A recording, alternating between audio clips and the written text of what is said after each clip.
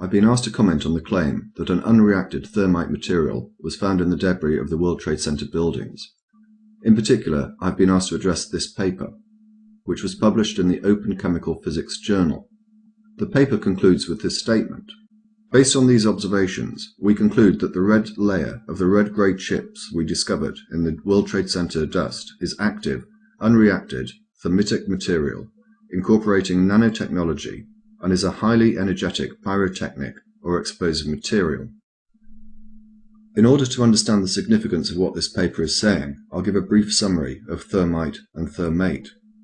Thermite is a mixture of powdered aluminium and some form of metal oxide, usually iron oxide, although it can be made with other metallic oxides, including, for example, copper.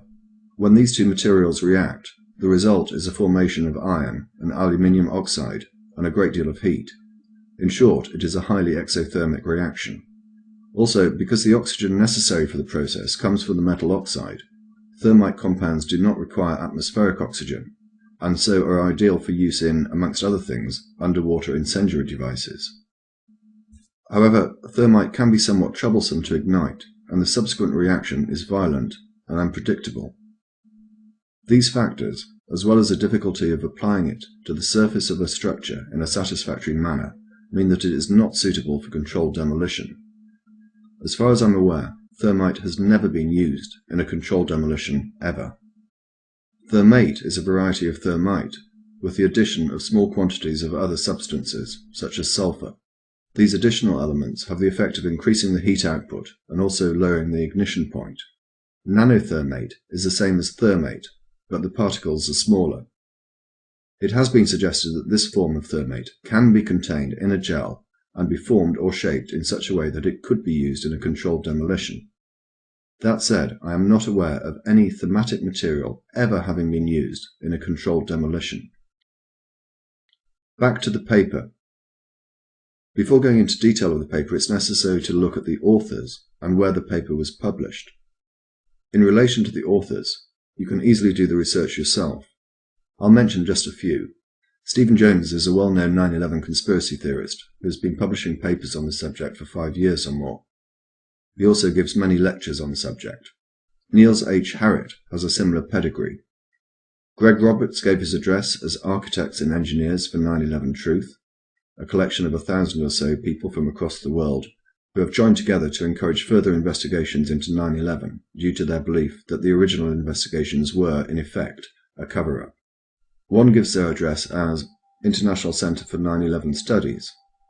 The website for that organization is somewhat lacking in detail, so I used the Contact Us function, and I did get a response. I'll come back to that later.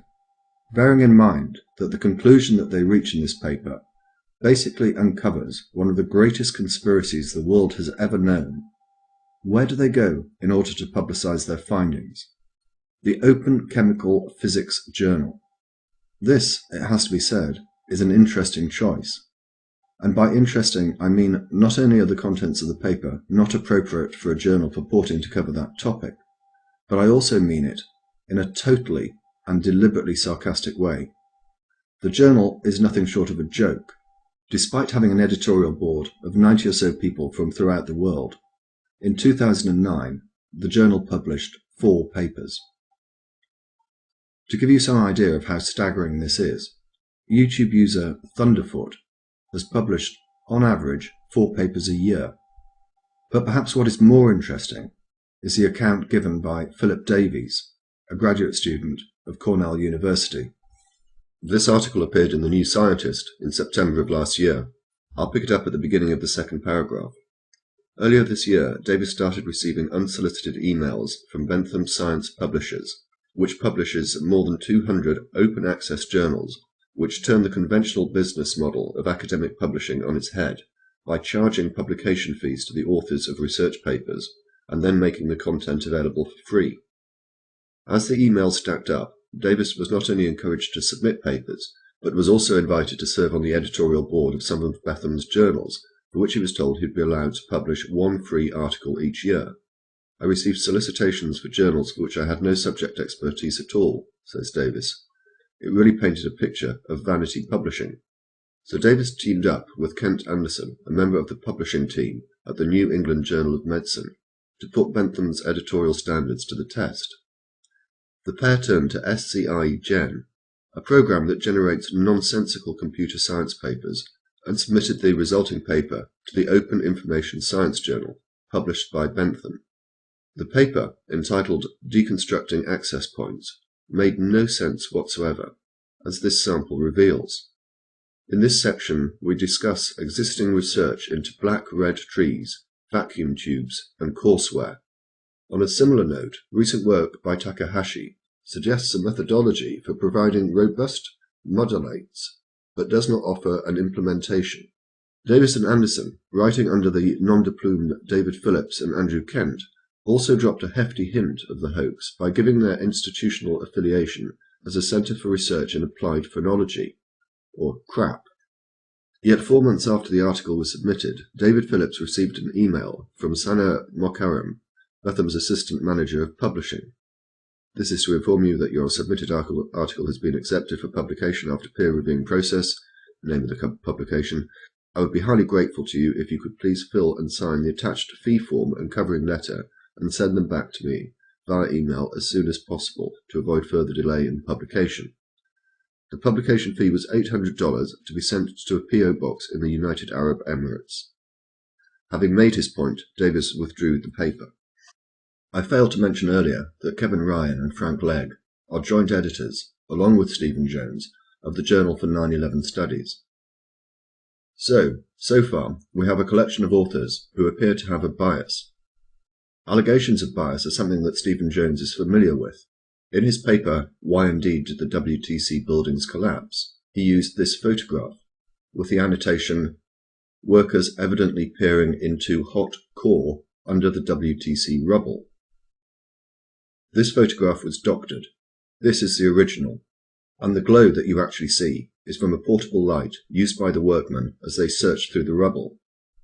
Jones has also faced criticism for his analysis of Mayan archaeological evidence as supporting his belief that Jesus had in fact visited America.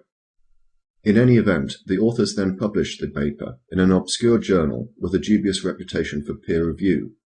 But it gets even better than that. The paper was published without the editor's knowledge. I've not been able to find out exactly how this happened, but it is clear that as a result of this paper's publication, the editor, Marie Paul Pellini, resigned. A fuller record of the statements that she has made in relation to this matter are linked in the description. I'll just rely on these. They have printed the article without my permission, so when you wrote to me I did not know that the article had appeared. I cannot accept this, and therefore I have written to Bentham that I have resigned from all activities with them. She continued, I cannot accept that this topic is published in my journal. The article has nothing to do with physical chemistry or chemical physics, and I could well believe that there is a political viewpoint behind its publication. If anyone had asked me, I would say that the article should never have been published in this journal, period. As I indicated earlier, I contacted the International Centre for 9/11 Studies and I received a response. My initial question related to this ambiguous statement on the website. Specifically, I asked who the director and members of staff were. I received a response from James Gawley, one of the authors of the paper, indicating that he was director. He then asked how he could help. I replied by asking about the paper, and again he responded and asked if I had any specific questions. I sent him a list of 7.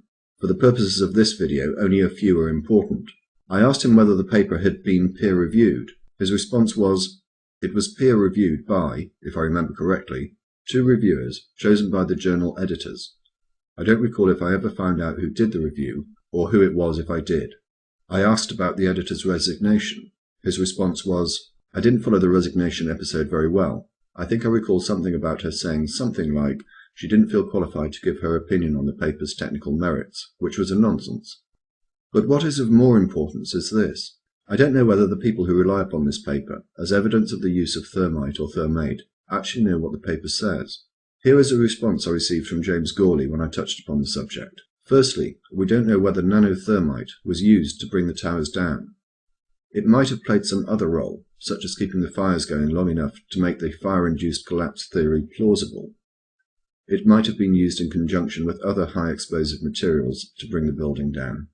Nanothermite matches are known to exist, and I believe that they can be used to detonate high explosives. We really just have no idea how it was used. The salient point is, it shouldn't have been in the WTC dust at all.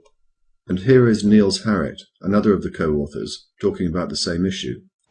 So what effect would the nanothermite have had on the collapse of the towers on September the 11th?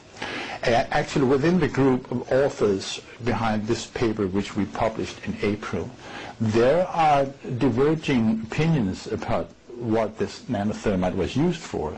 And in my opinion, we should not speculate in a scenario for the demolition. For these reasons, and the reasons I've outlined in the video, I do not intend to deal with the contents of this paper unless there is a specific question about it that demands a response.